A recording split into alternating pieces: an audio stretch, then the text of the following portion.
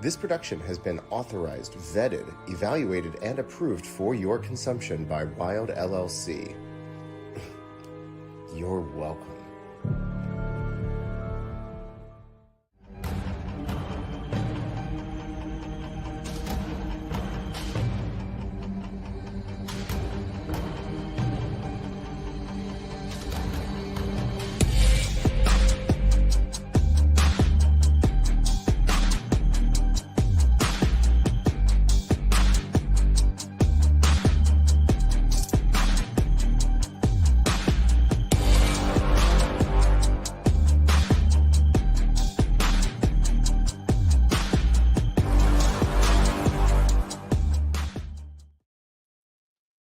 Hello. Welcome. All right. Welcome to another episode of the Opinion City Podcast, episode 72, presented by Wild LLC, the best business in the business, and such purveyors of fine corporate entities such as the Opinion City Podcast and High Tension Wrestling. Yes. I'm your host, King Ralph, as always. That's my co-host and tag team partner in this endeavor, Parma. What's going on, buddy? How are you? What's happening? Ready for another amazing episode? Yeah, another late night episode, as it be here. So we're excited. We've got a great episode ahead of us. We've got a great guest, and make sure you stick around for our main event as we have our main event top 5. We're very excited for that as well. But before we get rolling here, just a few things. Number one, if you want to support the show, and we appreciate every single one of you for everything that you do for us. But if you want to support the show, there's 3 free and easy ways to do it, and it will take you less than a minute. Very easy. Number one, hit that like button. Hit it. That's right. Tell us you enjoy what we're doing. Let us know that we're doing our jobs right. Yes, exactly. It certainly does. Number 2, hit that subscribe button. Smash that subscribe button. I mean, pretend this is like a 1950s sitcom, and you're, in black and white in the kitchen, and all kinds of things are going wrong, and you just hit the subscribe button, smash it away. Yes, be sure to hit that subscribe button so you never miss anything that we're doing here. Right. And hit that share button. Share it out with your friends, family, colleagues, co-workers, strangers on the street, people in a bar. Who knows? Yeah, go to a drag race show and share with the people racing cars. Who knows? Just share it all over the place. Yes. If you want to help us even further, guys, we have merch. We say this every week. We've got great merch. Plenty of merch. As you can see, there our Opinion City Wild LLC let us in logo. But we've got all kinds of merch. We've got Raw merch. We've got SmackDown. We've got fanny packs. Listen, the fanny packs are like making a comeback. It's all about the fanny packs. So please check that out. You can follow us at Opinion City Pod to see everything that we're doing. You can follow at Wild_LLC to see everything that our evil corporate overlords are doing as well. Right. And then, of course, finally, the biggest thing that you can do, the most important thing that you can do, follow and support our guests. That's why we're here. It's why we do what we do. We love introducing you to the people of professional wrestling. So please, you will see links running along the bottom of the screen. Follow and support our guests. Go out and see them when you can. Just do everything you can to support them. And with that, Sean, why don't you tell everybody who we've got today? Very excited. Yeah, we got the Angel of Old School, the sugar essence of herbal essences. Ooh, I like that. Evelyn Sage on the show. Hey, there you are. The only thing I didn't think about that second one, even though it took me a while to figure it out, but I realized that is actually a name of your tag team, Herbal Essences. Oh, goodness. Yes. That was eons ago, Miss Harleen Lopez. I was going to say, you were in the Cypher group. Yeah. Oh. Yes. So if you were the sugar essence, what was she? Oh, she was the brute, of course. She was the muscle. I mean, I've, inspired by her. I've been hitting, the gym. I've been lifting up the couches. I was getting underneath, a little bit of one-trip grocery bags from outside to inside. So I'm getting a little broody in there. But yes, we've had our ups and downs, but there's nothing but love there with Harleen. So. Well, it's it's interesting because ever since Sean saw that, every time we have talked about this episode, he has brought that up multiple times. Like he really, because I didn't know what it meant until I had to like look really into it. interested. Oh, in that. It's a tag team. Now it makes sense. Now it makes a little sense. I thought that was just like a really cool nickname that you came up with, and I was like, oh no, this makes sense now. This is okay.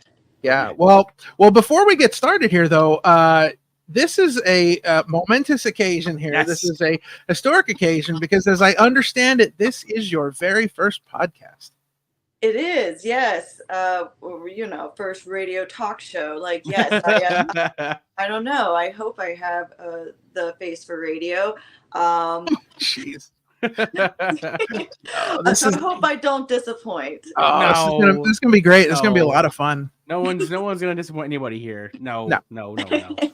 But so, if you can, what does it mean to be Angel of Old School? So Evelyn is going into wrestling. I was tossed up with my passions. I am a horror fan. And I wanted at first to be something big and scary, but we had Bray Wyatt at the time, and a lot of people were really falling into those categories. So I was like, how do I separate myself from the crowd? I knew I didn't want to be just me turned up to 11 because that's not fun. I want escapism. Right. I wanted to. In my core, I am a storyteller. I went to school to create comic books. And storyboard design. And I briefly was a clown, very short-lived. Oh, I was a short-lived drag king. I just loved characters. So at the time, WandaVision came out, and then that got me really hankering for I Love Lucy. So I just nice all of I Love Lucy. It was during maybe my second year of training, and it just kind of clicked for me. And I was like, what if I'm lean straight into this vintage gimmick that I wasn't really seeing around at the time?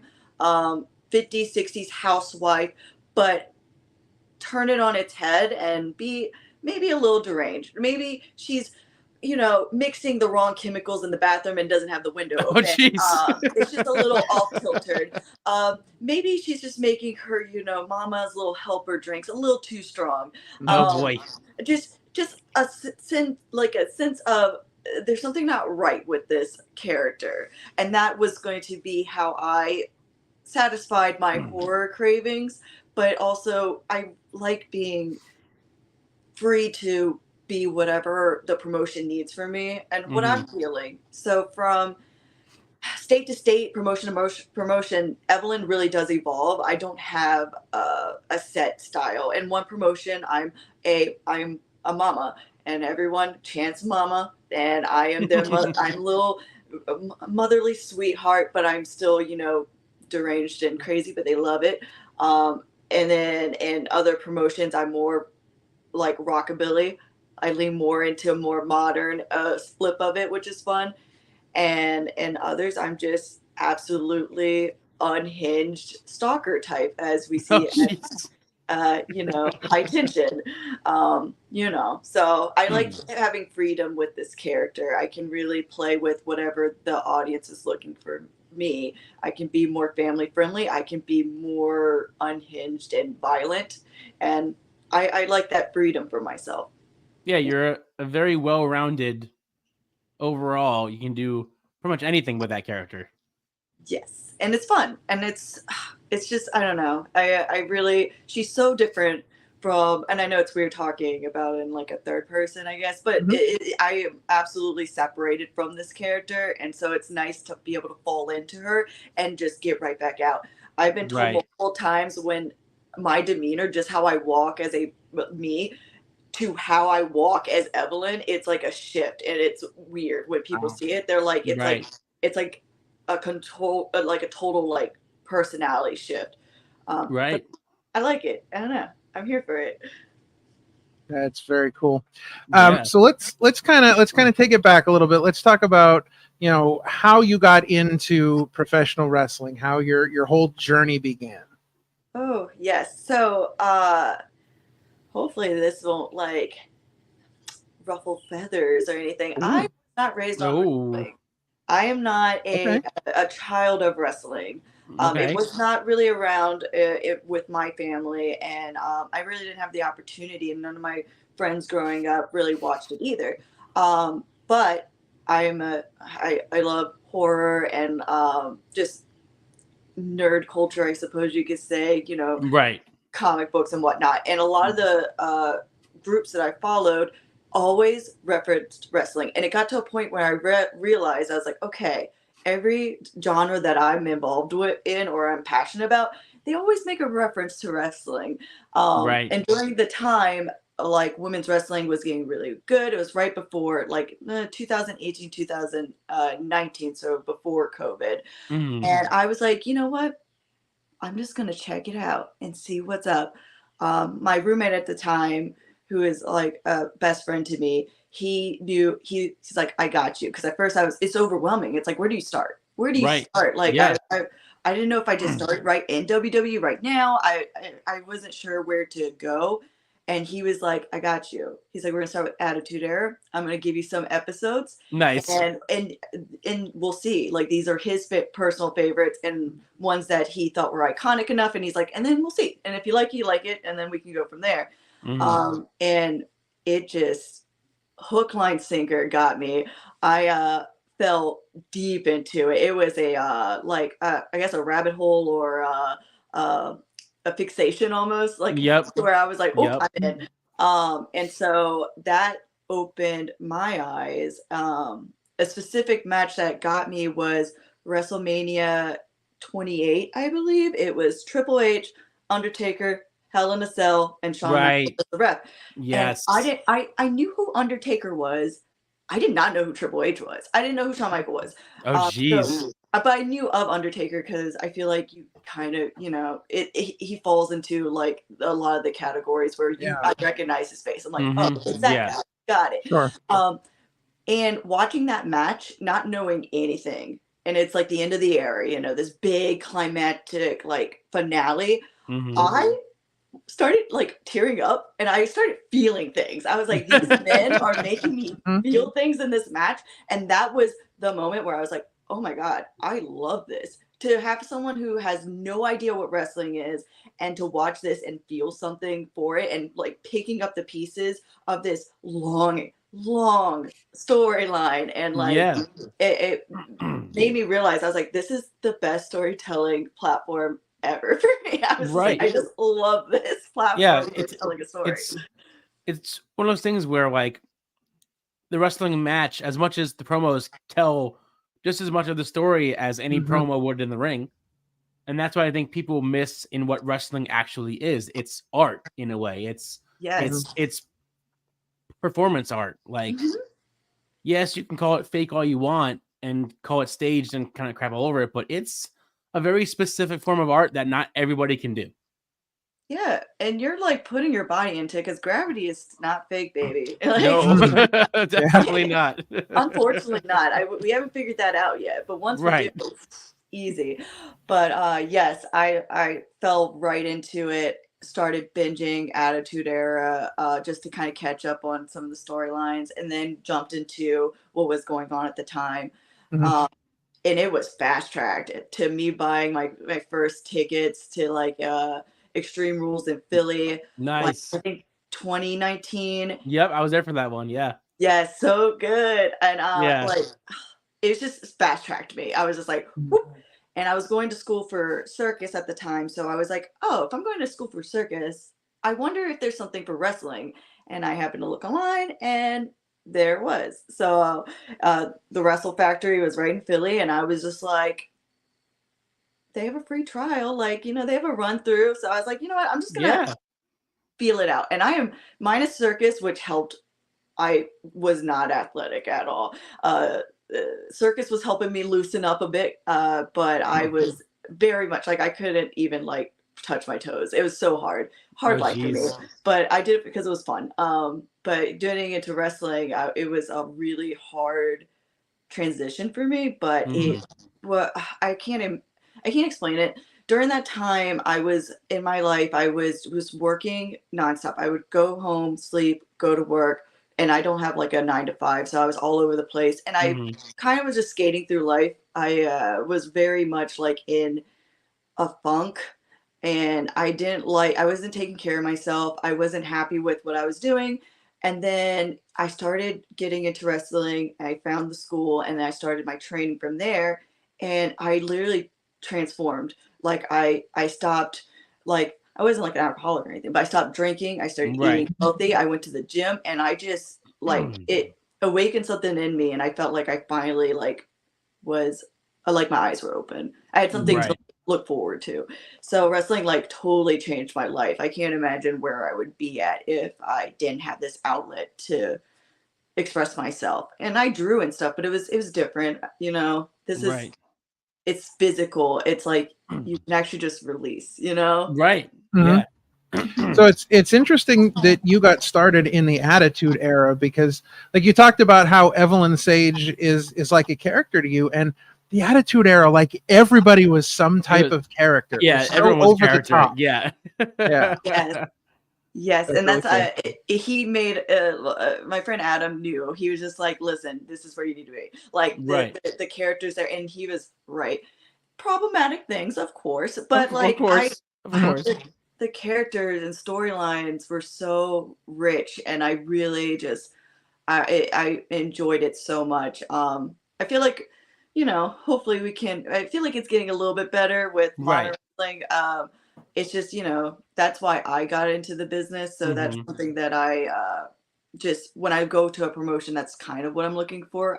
I take what I can, but the promotions that I really stick with, and I like will be like, yeah, give me your year, I'm here for you, are the promotions that have storylines and growth, because long-term storytelling is so hard to find nowadays. So that's true. Yes, and that's what that's what I'm here for. I just want to tell, you know, entertain the people, you know. Right. So we ask everyone at least a few once who their favorite wrestlers are, but I want to ask you, who is your favorite wrestling character? Oh, character? Oh, so it's definitely Mankind. Okay, awesome. Okay, good. When I first saw him come out, and it was with you know the violin music, and he was more moody and moody. And I was like, oh my god, I love him. Protect him at all costs. In his little boiler room, protect was one thing that they did not do with Mankind. Oh boy. Oof. I mean, and also like you know, as somebody that also kind of transforms Evelyn from place to place, he has so many personas, and so I guess like I really have it's like a kindred spirit to him, where I'm just like, yes, like I love the different characters. You can like just he carries himself so like differently with every character that he puts on, but he's still Mick Foley at the end of the day. And he's definitely my number one for sure. My favorite is still when he entered the Royal Rumble as all three characters. That's still my favorite part of like that whole thing, was that he managed to come out 3 times as 3 different characters, and they allowed it. This works. Well, and it's unbelievable. As 3 different characters. You look at him and you see 3 different people. Like that's to be able to do that is just it's crazy to think about. Yeah, that's inspirational for sure. I have a couple characters in mind that I want to play with, but I want to build them correctly, and they will be in essence of Evelyn Sage, but absolutely different. Different names too, but still under like the same umbrella. One day, I'm taking it a step at a time, but I have big plans, and I'm trying not to get ahead of myself. I am building up one character right now at ETWA, so that's going to probably coming out next year. So it's going to be totally different from what I'm doing. But I built this story there for over a year now, and it's still going on. And thankfully, the promoters there kind of just let me do it. They trusted the system, and it got to a point where he's like, "Okay, what are you doing?" I told him the story. He's like, "I love that. Keep doing it." He's just like, he kind of just like, go for it. I trust you. Do your story. And so far the audience is here for it. I think they're picking it up. They're picking up what I'm putting down, and they're letting me do it as like long as I want. Cause you know, nowadays I feel like promotions are like, oh, we can get the story done in like 3 months. I'm like, no, I want longer. I want it longer. Stretch it out a little bit. they have the attention span for it. I Right. do have faith in it. The audience will be here for it. You don't have to just rush through things so fast, So we'll see. But yes, hopefully that's something I could do online. Just do a rumble with like 3 different characters. Yeah. So you now getting away from wrestling a little bit. We'll get back into wrestling again. But you mentioned something earlier that I wanted to ask about. Circus school. Let's talk about that a little bit. That to me is like, I mean, first off, how do you decide like, okay, well, I'm going to be in the circus, so now I need to find a school. And how do you find a circus school, and what does all that entail? Right. That's fascinating to me. So my friend at the time, she was doing aerial arts at a school called Secret Circus is in Philadelphia. And I was like, no, girl, I can't touch my toes. I'm not here for that. And she was like, you know what? They have a workshop. You should just try it out. And it's just like wrestling. I went there and I was like, wow, I suck at this, but I'm stubborn. So I'm going to keep coming here. And so it was more aerial based, but then we had a coach there that was a clown. And so they did offer clown workshops. And I was like, okay, this might be more my niche, being how to do dramatic falls and like being super over expressive and everything, which lent so well into wrestling for me. So it was a beautiful transition, and also doing aerialist skills helped a little bit with my flexibility, which was nice and not by much. I have a messed up hip. Oh no. But it's fine. But I did find love in that. Like besides doing like character work, I loved rope.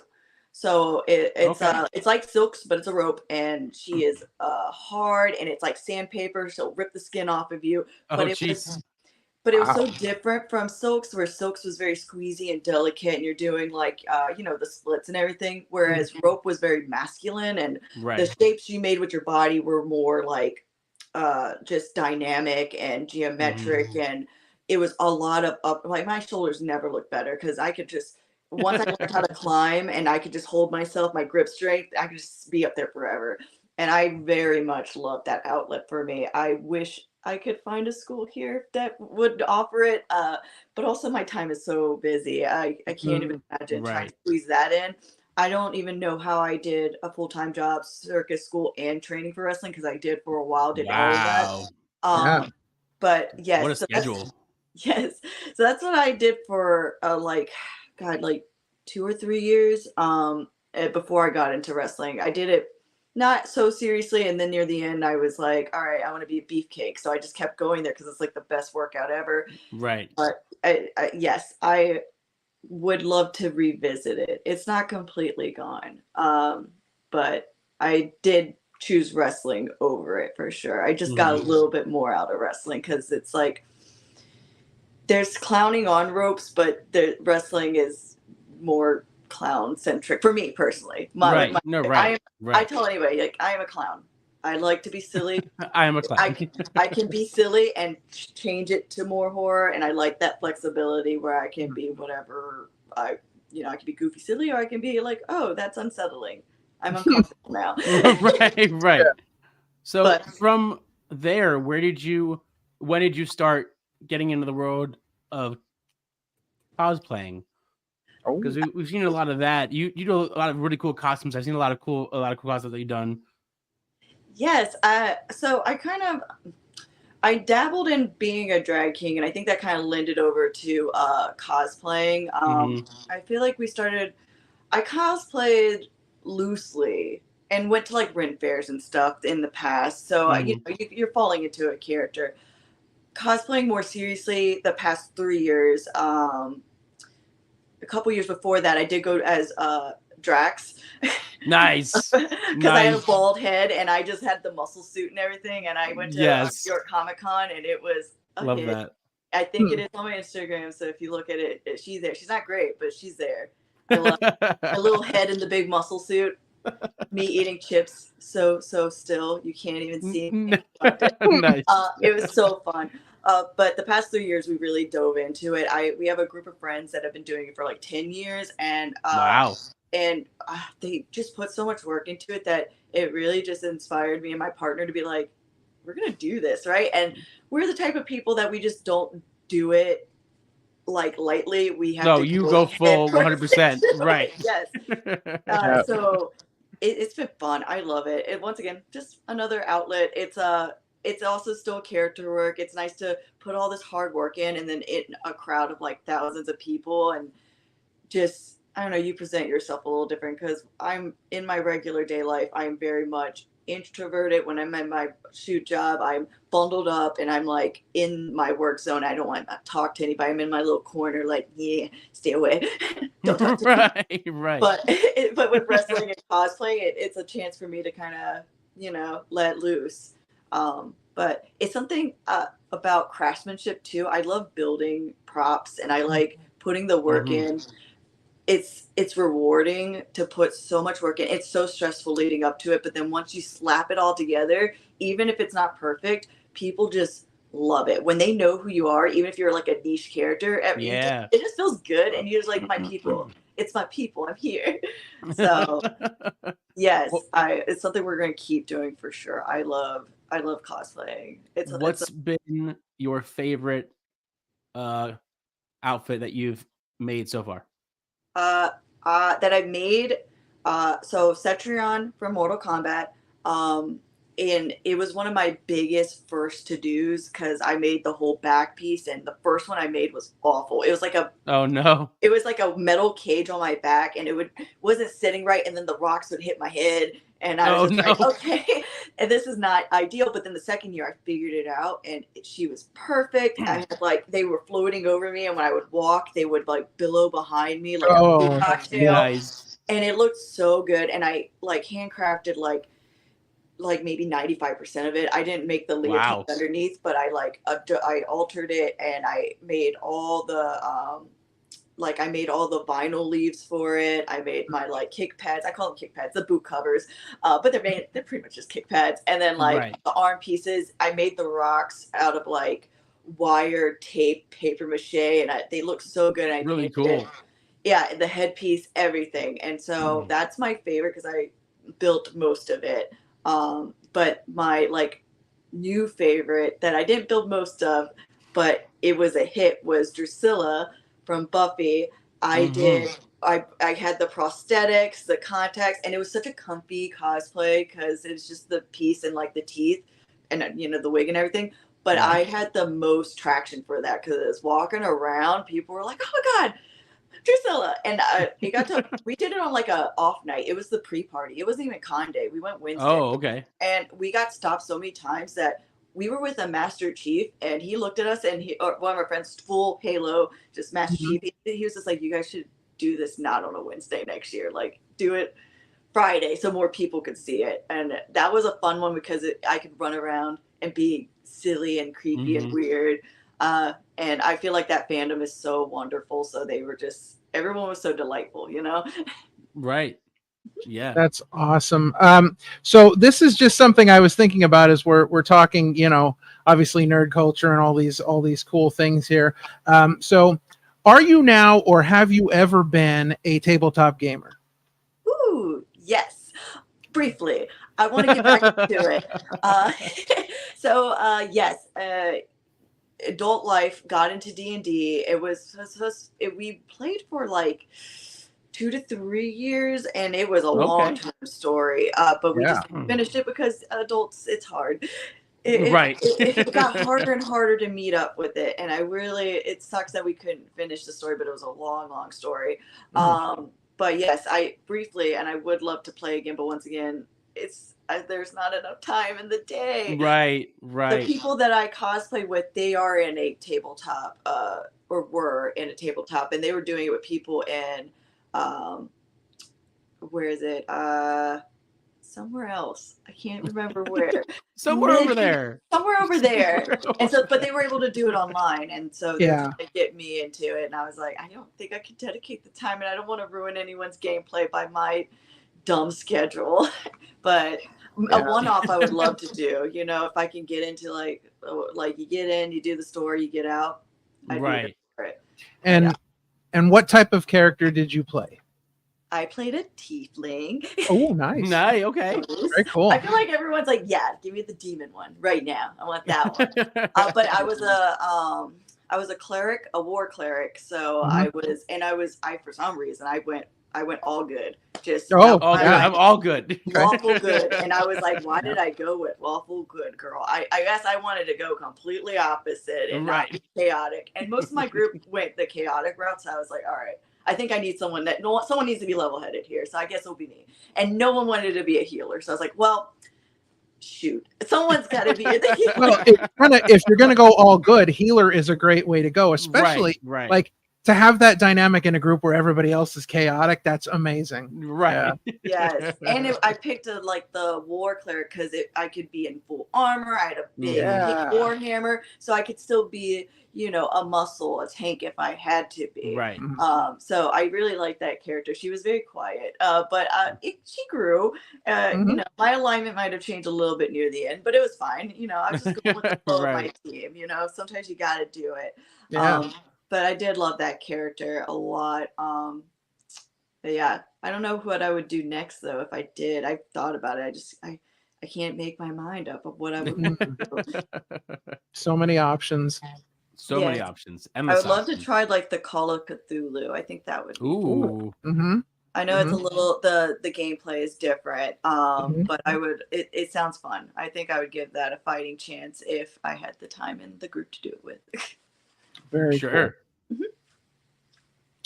All right, so kind of bringing things back into the world of wrestling here. We've been exploring some other things, but coming back to wrestling. Reeling it back in. Yeah, so you wrestled all over the place. Do you have somewhere that you would currently consider maybe your home promotion? Yes. Weirdly enough, my home promotion, I think, is ETWA. There you go. Vermont. 11 hours away. That's that's my home promotion. But I do have PPW. It's where I'm training at right now, and it's 40 minutes away. So that's Power Slam Pro Wrestling. They're a newer company. They're getting their foot leggings. They're getting their little legs. They're figuring it out. And that's where I'm very experimental, which is nice because it's that's where I was like, you know what, I'm going to be more like rockabilly with this one, but I find that I'm able to kind of experiment more and see what sticks and what doesn't, and then I can take that elsewhere. But it's a growing company. I could see it once it goes through its growing pains, getting to where it needs to be. Yeah. Yeah. You're not the first person to tell us that too.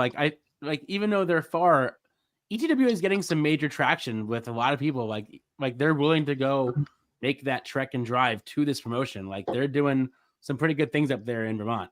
Oh God, yeah. Doug and DJ are so wonderful. And if I pitch it to any opponent that I'm like, hey, you want to go somewhere? You want to go to Canada? Basically, you want to knock that off your list. Like they're great. They take care of us. And like I said, they just gave me the freedom to tell the story I wanted, to the point where now they're just like, yeah, go for it. We trust you. We love it. Thumbs up. And it's just so nice. Right. So, I'm sure you have that freedom to kind of be and do whatever you want. That's pretty cool. Rare. Yeah. Yes. It's very rare. And that, the crowd there is amazing. And it's the same because it's in a small town. So you get the same crowd and they're invested. And that is my favorite crowd to work because they are just there. They're booing the heels. They're cheering the baby faces. They are there for the story and they are loud about it. So as soon as my music hits, I'm already getting booed before I even step out. Nice. Yes. This is what I want. Yeah. Yeah. And it's just such a lovely place to work. So I would recommend it to any worker that's trying to especially if they want to get their states in, it's a drive, but it's a good show. So. Yeah, having followed Chikara for as long as I did, I feel like you mentioned you don't see a lot of long-term storytelling. So when you have a company that invests in those long-term stories, that rewards the fans who follow along with it, that's always important. But having a fan base like that, as you said, cheers for the good guys, boos the bad guys, just loves being there and loves being the crowd is so important these days as well. So speaking of stories, and I think, and Ralph, you know what I'm about to ask. Being that you've been to Vermont and ETWA is your home promotion. Here we go. have you had the chance to see any moose while you're out there? No. All right, there it is. I don't think moose exist. They don't exist. I think thank you. There you go. We've literally never met anybody that has seen one. Moose other than photos and like like friend of a friend photos, which we all assume is AI and it's not real. But nothing concrete. Yeah. Nothing concrete. We've had no evidence that moose in Vermont exist. They keep telling me they are. They're like, they're there. And I'm like, where, brother? Where? Yeah. And now we have heard a story, and we have actually confirmed it in person that when CC Boost finally finds a moose up there, he is going to wrestle it. Yeah. Yes. Maybe that's why. Maybe the moose are just intimidated. They're like, right. That's it. I don't need that. I don't need that drama in my life. Scared of CC Boost. They want to come out. Like, no, we're good. No. CC Boost is in town. We're not. CC Boost is like Bigfoot to the moose. Right. They're like, we don't want any trouble. Well, because I don't want the smoke. We've spoken to the ants about it. We've spoken to Pete Corvus about it. And driving up the Moose Highway, they always say that's where you see moose, and there's no moose, nothing. Zero. And I know they took a route specifically to find moose. Yeah. Yes. See, we're not looking. I'm like, I got my eyes peeled, but I'm like, we're not looking. We have a very efficient path we're taking, and I'm just trying to get there. Right. So I do wonder, those mountain roads get windy at night, and I'm like, man, this is the shittiest time. Oops, sorry, the worst time to see. Oh, you're fine. It's like you turn the corner, it's fog, and there's just a moose in the road, and you're like, right. This is not the time, and that's why I worry. I'm like, that's where I'm going to see a moose. Right. Yeah. Right. At the worst time. At the worst time. Yeah. Just chilling in the road. I'm like, oh man. Oh well. But we'll keep. I'll keep everyone posted. But as of right now, the moose is still. I'm telling you, this is going to be like a major headline the first time somebody sees a moose up there. Like, seriously. we're going to have to get that exclusive interview as soon as somebody finally sees one. Finds moose and has that real picture together with that moose. An interview with the moose. You're gonna have to do it real quick. We're just gonna have to go to Vermont ourselves, right? And see if we, take the trip and see if we can find the moose. That's right. Y'all's first trip up there and y'all see a moose, everyone's gonna be like, "Wow, really, really, right, really, really." Yeah, come on. Try? Dang. Yeah, seriously. All right. So, who have been some of your favorite wrestlers to share the ring with? So I have enjoyed sharing the ring with Sonny DeFarge and Crumbles. I got to fight Mr. Crumbles 3 weeks ago, and it was so much fun. I like, he's such a dick. It's so fun though. Yeah, like, and in such a good way, right? Yeah, he's so fun to beat up though. I'm like, yes, I really enjoyed working in the with that man's. Besides that, Harleen, we trained together briefly and like started our journey together. We both were in like the tier classes and everything. So I really any chance I get in the ring with her, it's fun because there's comfortability there. Right. And then Journey Burke. There's Journey. Like, it's a weird thing. I can't explain it. The chemistry is just there. And sometimes it's rare when you find it. And every time we have called a match and done stuff together, it just is always the smoothest, most fun, like stress-free matches, but they're always bangers. I feel like I'm always happy with matches that we do. So unfortunately I don't live close to these peoples, but sure. I'm sure it's not gonna be the last time we cross paths or go in the ring together. So, and then, those are my top ones. And then also like shout out to Jimmy Jammer. He is an Ohio-based wrestler. He's got a rock and roll gimmick, super character. Oh my God, so fun. Very improv. The whole match is just character. And I've never had so much fun. And the audience was laughing. And I was like, yes. It was like clowning to the extreme. And he's a big man and he's doing flips off the like top turnbuckles and stuff. And I'm just there for it. And I was just like, yes, this is so fun. So shout out to him too. He should get like all the praises. After that match, we both looked at each other like, we got to run this back again. I was like, yeah. Anytime. I'm here for this. Another chemistry moment that I very much enjoyed. So So to that note, who haven't you faced that yet that you maybe have your eyes set on? Ooh, okay. So I have my eyes set on Max the Impaler. Ooh, okay. That's a good one. Yeah. That's a good Big one. Yeah. character. And I think the mix, Max is a indie wrestler that I first saw them at Young's Lion Club in Chikara. And I immediately was like, I love this wrestler. It was the first indie shirt I bought was a Max the Impaler shirt. So bucket list, like it's on the list. Like I would love to fight them. I would be very interested to see what Evelyn Sage would do with such a monster. Right. Oh, that's great. But I think it would tell a really fun story. Oh yeah. So on my list for sure. I'm trying to. That's like my number one right now. It's so hard to think of all the wrestlers because I also have to think of like intergender. Some places don't do it, so it's hard to right. Sure. put myself in that mindset. But yeah, I'll just say Max right now. That's a great pick. That's a great pick. We saw Max the Impaler at Steel Stacks SmackDown. Last year, yes. They were ridiculously impressive in way because I had seen them online, but to see them in person, it's unbelievable. It's an experience all in itself to see him to see them in person. Just wrecking, dude. They wreck everyone. Presence. Yeah. Oh. Doesn't have to say a word. Nope. It's just doesn't say a word. They will just maul you, and your life will cease to exist. There's no going past that. Yeah. Yes, and I have shared the locker room with them at a Ruthless show, so Ricky Shane's Pain show, and I was just too in awe. I shook their hand, and I was just like, "You're like very intimidating." Thank you. Bye. Right. Just walked away. That's great. And everyone's like, "Don't you like that wrestler?" And I was like, "Talk to them." And I was like, "I can't." Yeah. You're right. Yeah. Next time, I'll catch them on the next show or something. So, yes. That's great. Great. So, what are some goals that you may have for the rest of 2024 and maybe looking towards 2025 that you'd like to accomplish? So for sure. So for 2024, I am branching out to new states. I'm debuting in Virginia next month. I know, yay! And then I'm in talks with a company in North Carolina for next year.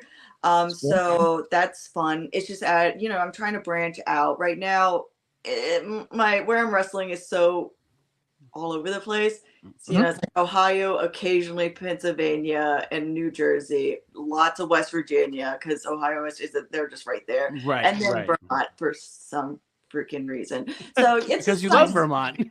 I love it, but it's like be closer, man. Like be closer. Oh, and I've also debuted in Canada this year. So and I'm in talks with a promotion that runs once a year in Montreal. They just started, and it's a drag show with wrestling. Ooh, and, interesting. Nice. It's run by, or at least assisted by, I'm not sure the deets, Matt Sparkle. I got to fight them this weekend, and they overheard that I was a drag king, and he just was like, "Listen, I need drag kings. I want a drag king on my show." And I was like, "I'm there.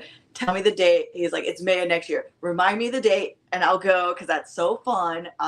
So that's also on my bucket list to do drag wrestling.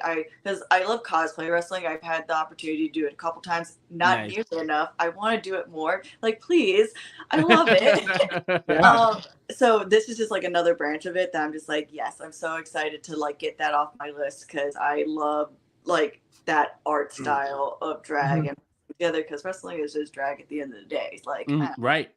It is. So those are my big plans moving forward. And then, of course, this storyline I'm building in ETWA is going to, I guess, not to spoil anything, but it's a little bit of a character shift, an alignment shift. And so that is going to be popping off the end of this year, leading into next year. Nice. I haven't an exact timeline, but it's there. Like, that's my rough estimate without spoiling anything. And it's going to be a departure, and I've been working on this for a year. So I'm so excited. Very cool. show a different side of Evelyn. So you mentioned you're a big horror person, you're a big horror fan, and you've done a whole bunch of cosplay and stuff. So as the spooky season is right around the corner, what are some of your favorite things to do for spooky season? Oh gosh. Well, I feel like nowadays October wrestling is bonkers. I think everybody just pops off for like the whole October season. So my weekends are just booked, which is unfortunate for people. Like, you want to go to my party? I'm like, nah, sorry, I'm wrestling. Which I prefer. I'm going to be doing this. So, but I'll catch you on the flip side.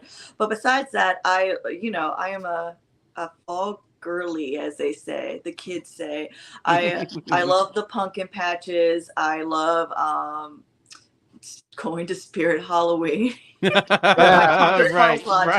that person. I don't care. It's my comfort zone.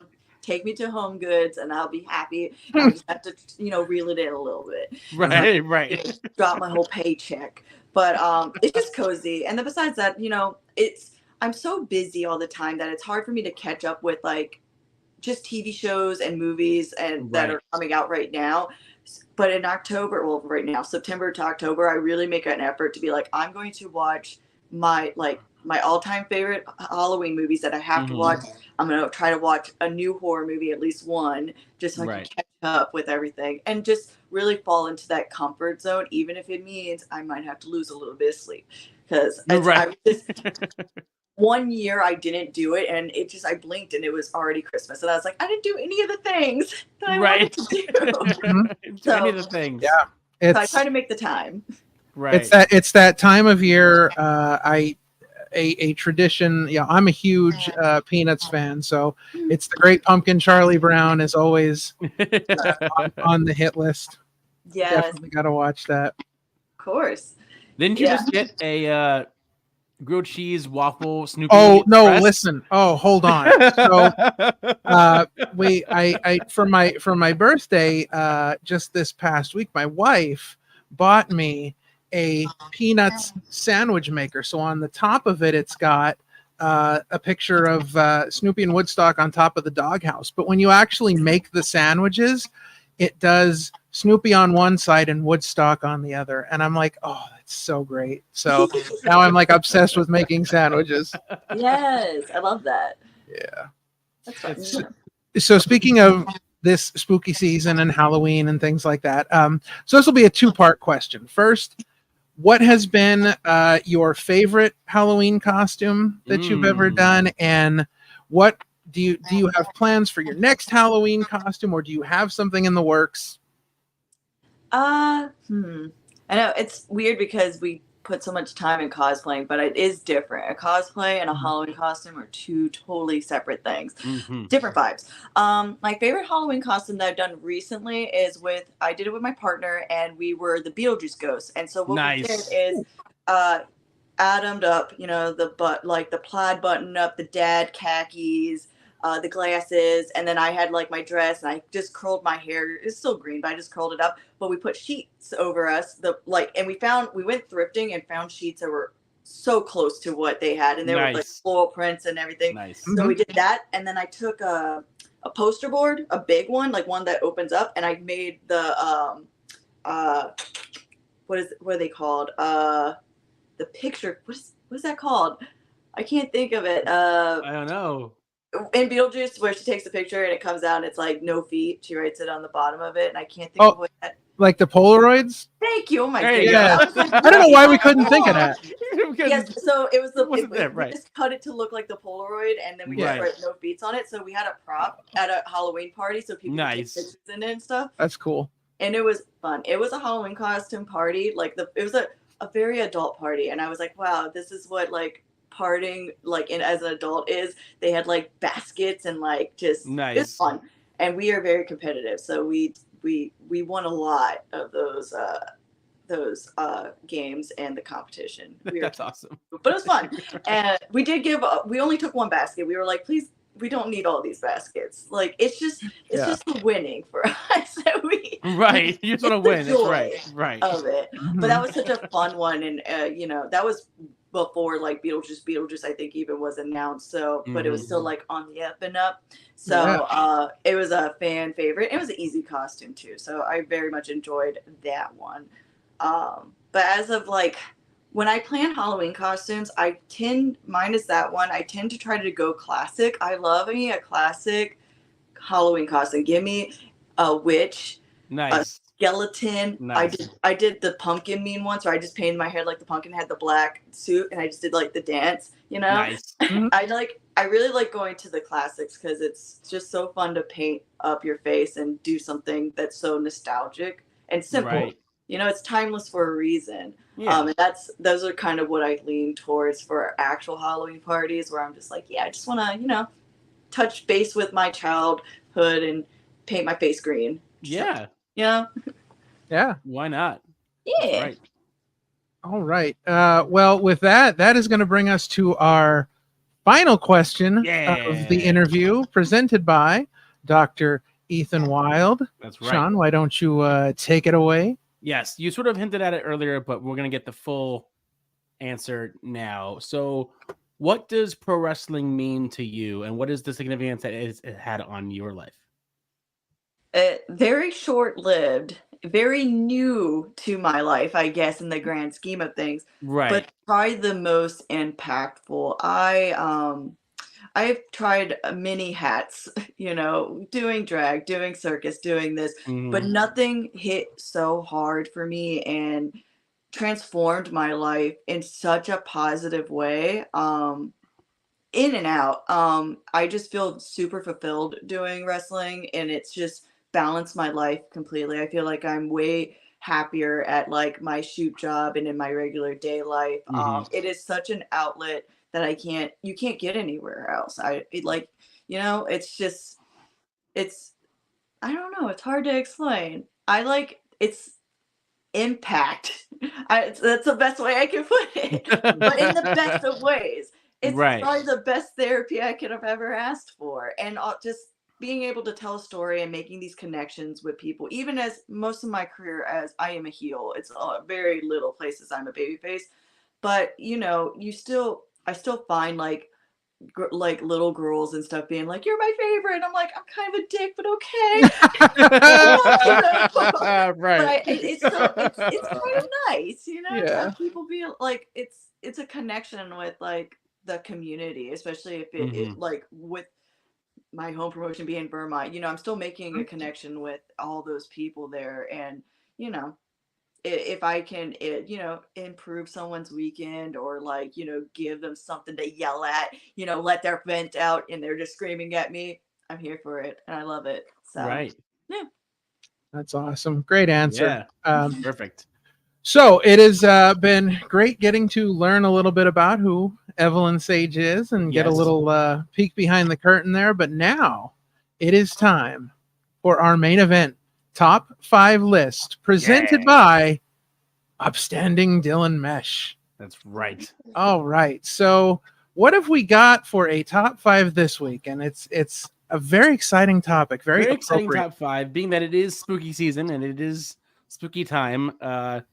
Everyone decided to give us a very interesting and a very, I want to say specific top 5 it's not a bad thing. It's just very specific. Like we've had very broad top 5s, but this one is like a very specific top 5. And so she's going to give us her top 5 vampire variants, types.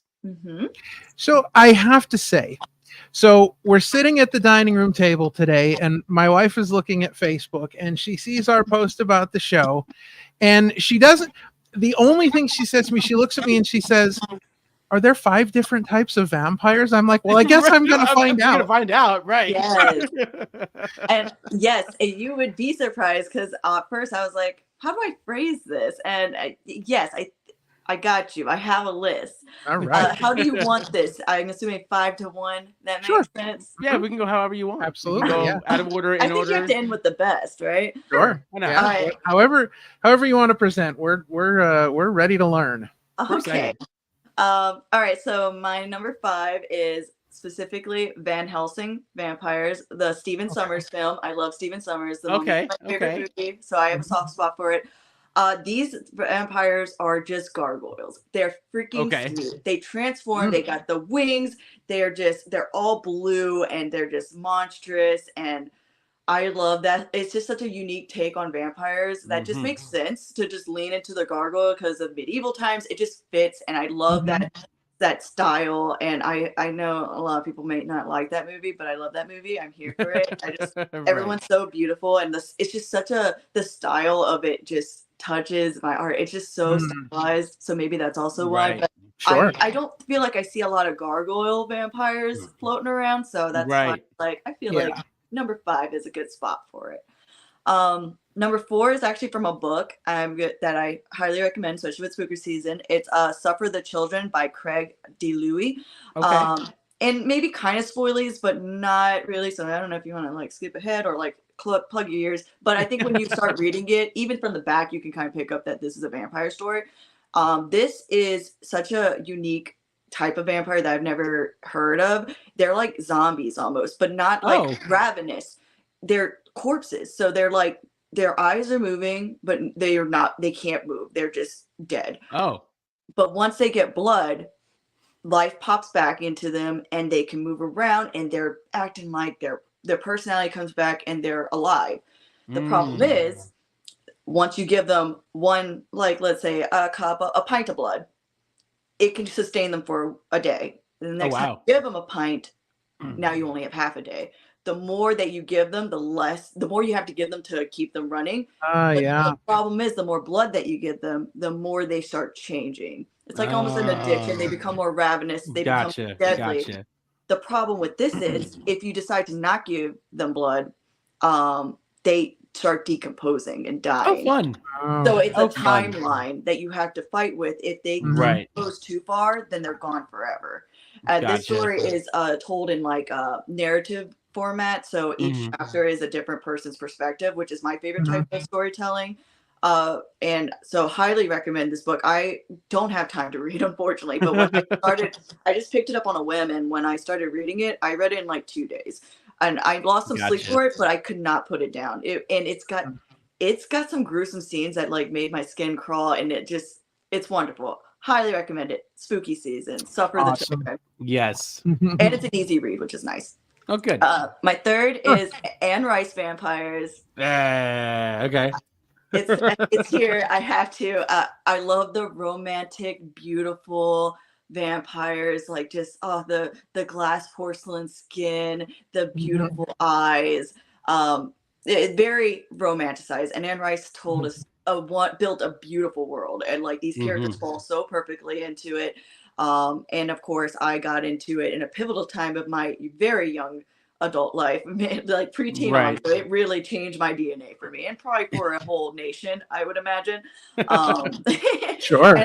And that's the type of vampire, anyways. You see, you could put Twilight in there too. It's just a beautiful romanticized. No, Twilight ruined vampires. I'm sorry. Twilight, that is a hot take, but Twilight ruined vampires. If you can boil down vampires to sparkling and baseball, there's a problem. Listen, every time I put my highlighter on, I'm like, this is the skin of a killer. Every time I step in that ring, I'm like, this is the skin of a killer. Oh boy. I agree. Twilight is not my favorite. That's why it's not on the list. It's a type of this Anne Rice. It falls into it. Sure. Okay. So and with the new like AMC series, it's just, and they made them gruesome, and I'm just like here for it. So Anne Rice Vampires for sure. My second, and this is like an umbrella one, is Bram Stoker's Dracula. I just mean Dracula. I mean Bela Lugosi, Christopher Lee, Gary Oldman. Let's put Blade Trinity in there. Count Von Count. And then, of course, Nosferatu, Count Olaf, which is my favorite adaptation of Dracula. Okay. That is one of my favorite movies. I actually got to see it on the big screen with a live orchestra, and it changed everything for me. That's cool. And if anyone has the opportunity to do it, I say absolutely go for it. It just was so good. Nothing more to say here. This is the classic vampire, and that's why it's a bit of an umbrella, because you can put it under anything. I mean, you can even say Van Helsing, but the gargoyle part made me separate it a little bit. Right. So I just love like this. It's iconic for a reason, right? I mean, you got Count Chocula too. So right. he ain't going nowhere. Dracula is here to stay. That's right. That's right. Delicious and vampiric. Nice. Exactly. Yeah. And then my number one is, which you could probably guess, is the Buffy vampire. Okay. And I do have some examples of this where it's like monstrous vampires where they're so hideous, and when they like are vamped out and in their animalistic stage, they're just like with the teeth, the broody brow, and like the just monstrosity in them. And some examples I would give of this is like From Dusk Till Dawn and Fright Night, where you have some, more often not, a very beautiful person transforming into just god awfulness. Right. Oh my god, like David Boreanaz, like, oh my god, put it away. Put that face away. I don't want to see it. So I kind of put in there where they're like, they're roaring like a lion. They got like all the teeth, all the drool, and they're just gnarly, but they're still quippy and they have personality and they're sharp-witted, and they still have personality behind them. They're not completely like a monster. They are still like, I don't know, they're sassy. I like it. They're gross but sassy, and I kind of like that. Gross but sassy. Right. Sassy. But that's my top 5.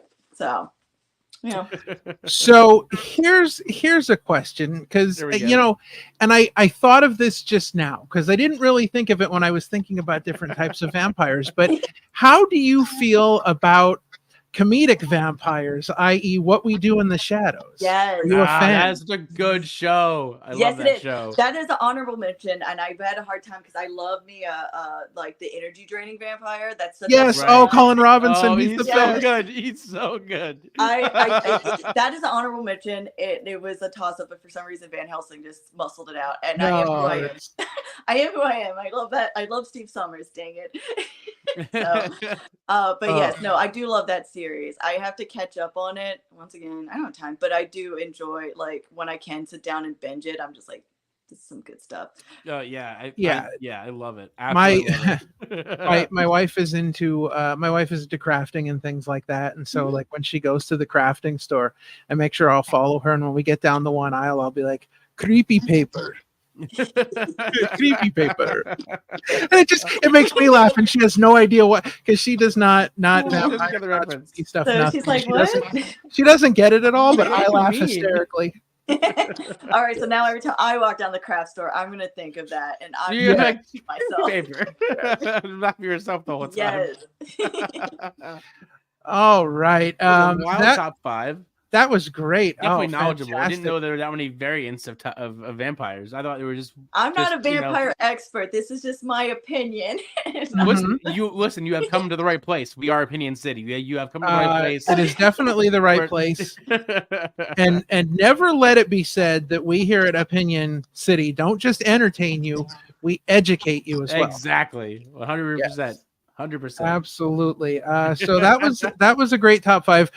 Definitely one of our more different top 5s, but unique. Again, appropriate for the season. And I love getting into some vampire discussion.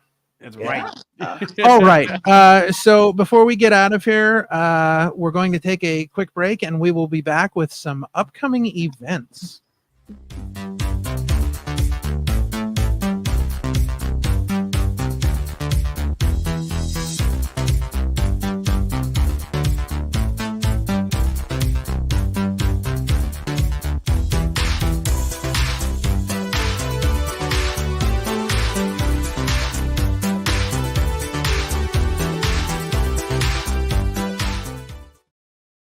So make sure you check out all of those great things happening on the YouTube channel. Yes. Things are really pretty busy around here. So Monday nights we've got Chilling with the OC. Yeah.